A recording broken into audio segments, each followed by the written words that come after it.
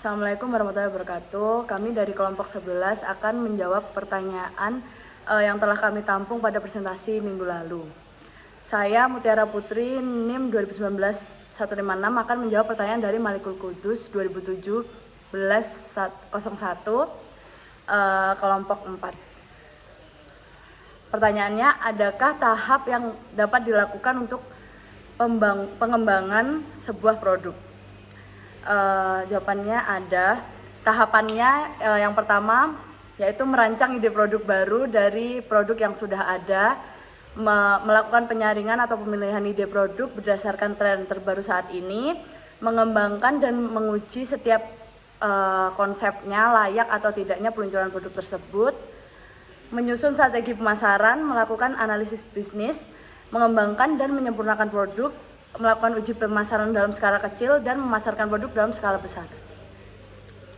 Saya Nur Haibah Haryanti 2019-304 akan menjawab pertanyaan dari Nasfitri Khairunisa 2019-014 kelompok 6. Pertanyaannya adalah, saat sedang mengembangkan suatu produk jasa, jika mengalami kegagalan dalam mengelola kualitas produk jasa tersebut, bagaimana cara perusahaan menghadapi kegagalan tersebut?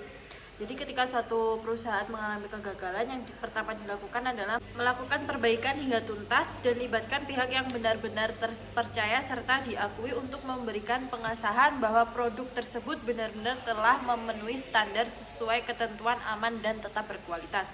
Yang kedua adalah melakukan berbagai kegiatan yang melibatkan para konsumen setia Anda, sekaligus mengundang ahli terpercaya yang bisa membuktikan bahwa produk kita benar-benar telah memenuhi standar yang ada. Yang ketiga adalah membuat berbagai kegiatan yang memungkinkan keterlibatan banyak konsumen, seperti pernah dilakukan salah satu produk minuman yang tersandung masalah kandungan bahan bakunya. Melakukan kegiatan yang melibatkan banyak orang dan konsumen setia, sekaligus bisa menjadi salah satu materi iklan efektif dan menarik. Yang keempat adalah buat suatu add value atau nilai tambah baru yang lebih menarik bagi para konsumen Anda. Misalnya dengan memberikan bonus atau hadiah yang lebih besar atau lebih menarik lagi. Yang kelima adalah buatlah strategi periklanan baru yang memungkinkan untuk pengembalian kepercayaan masyarakat akan produk atau jasa Anda yang pernah bermasalah. Karena semakin masyarakat tahu bahwa produk atau jasa Anda telah pulih kembali, mereka juga akan segera melakukan tindakan membeli produk jasa Anda yang tawarkan tersebut. Next.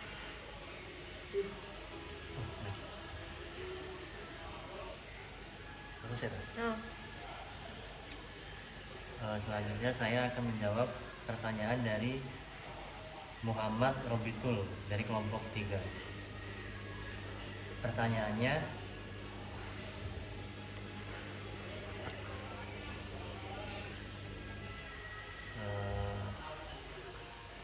faktor apa yang sangat mempengaruhi untuk endorse brand?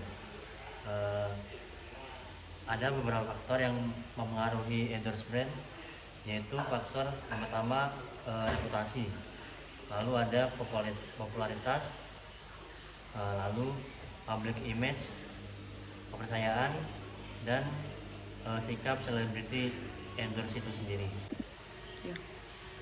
Saya akan menjawab pertanyaan dari Muhammad Nafiq dari kelompok 7. Bagaimana penyusunan strategi branding image yang tepat pada revolusi industri di Indonesia?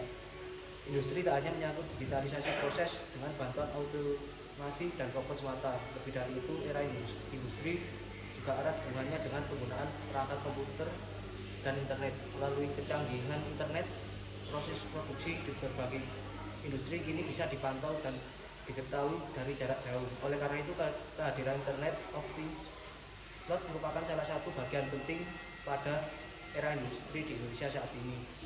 Masifnya penggunaan internet di masyarakat ternyata juga memacu pengembangan teknologi lainnya.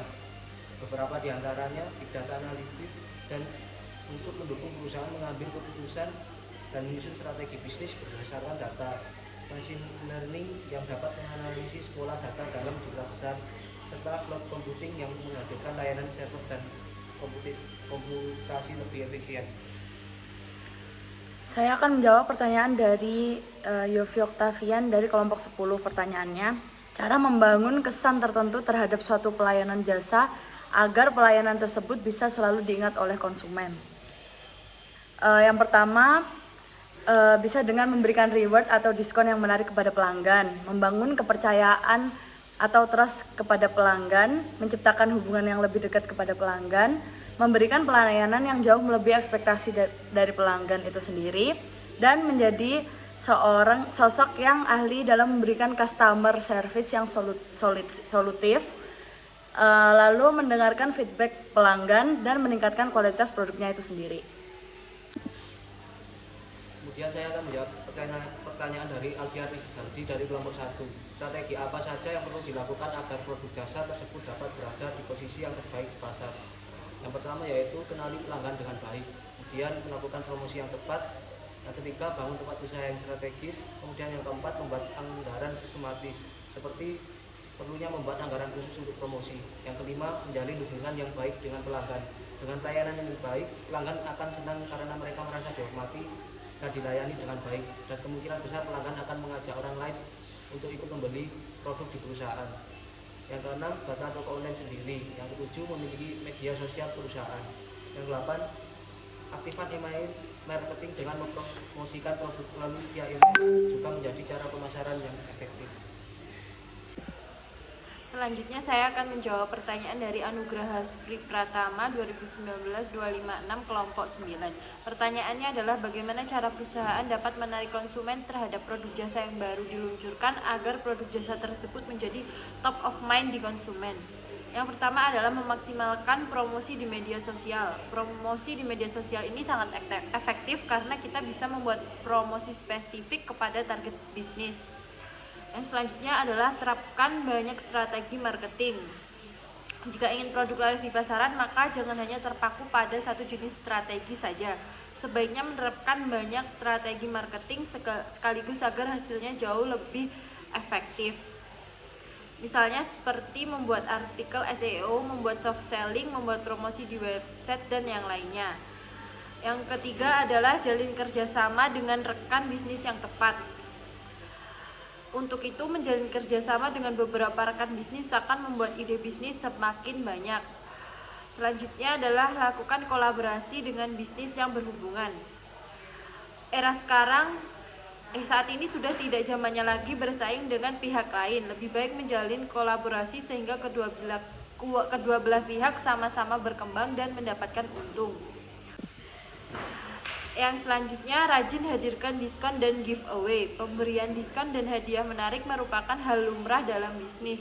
Hadirnya diskon terbukti mampu meningkatkan minat beli konsumen. Yang selanjutnya adalah mengadakan kompetisi atau lomba berhadiah. Cara lain untuk menggait pelanggan baru yang efektif adalah dengan mengadakan lomba atau kompetisi. Selanjutnya adalah melakukan inovasi produk. Tentu saja hal yang tak kalah penting dilakukan adalah melakukan inovasi dan peningkatan kualitas produk yang dijual. Next. Selanjutnya saya akan menjawab pertanyaan dari Nanda Hafiz dari kelompok 14.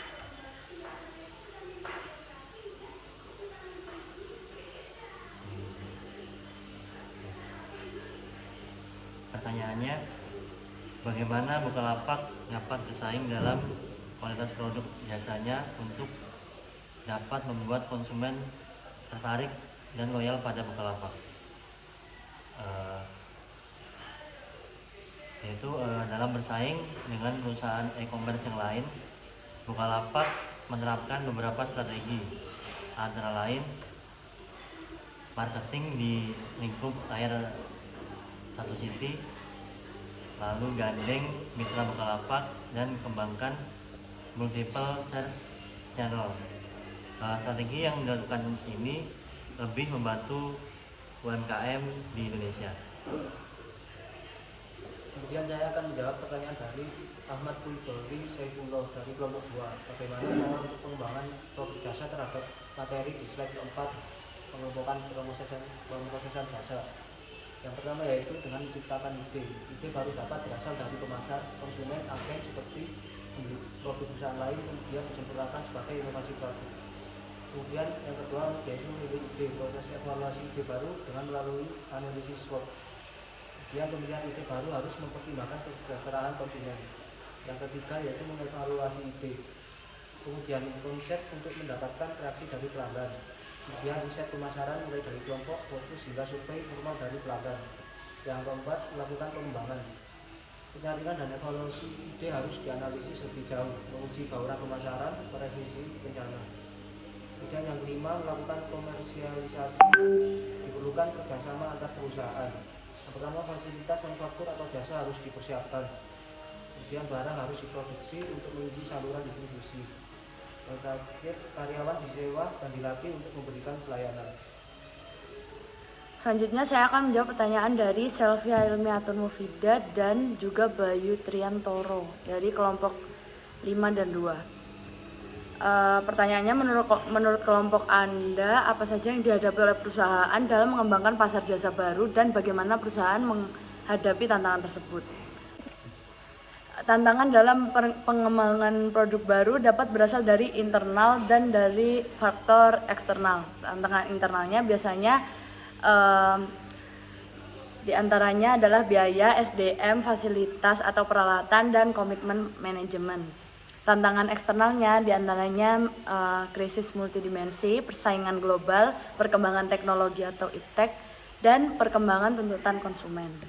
Dan bagaimana cara menghadapinya, yaitu dengan meningkatkan kualitas SDM, fasilitas, dan komitmen manajemennya sesuai dengan perkembangan teknologi dan menyesuaikan tuntutan konsumen tersebut.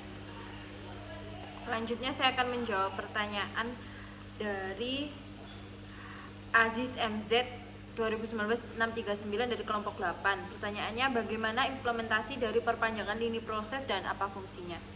Jadi perpanjangan lini proses sendiri ini merupakan cangkupan penggunaan proses baru untuk memberikan produk inti yang sudah ada dengan cara baru dengan manfaat tambahan. Contohnya seperti menciptakan layanan perbankan melalui telepon atau internet. Next. Selanjutnya saya akan menjawab pertanyaan dari Agung Satria. Pertanyaannya, bagaimana contoh dari kerja paralel? Sebelumnya, kerja paralel atau multitasking adalah menyelesaikan beberapa pekerjaan sekaligus. Hal ini berlaku baik di waktu yang sama maupun berpindah antara satu tugas dengan tugas lainnya secara bergantian dalam waktu yang singkat.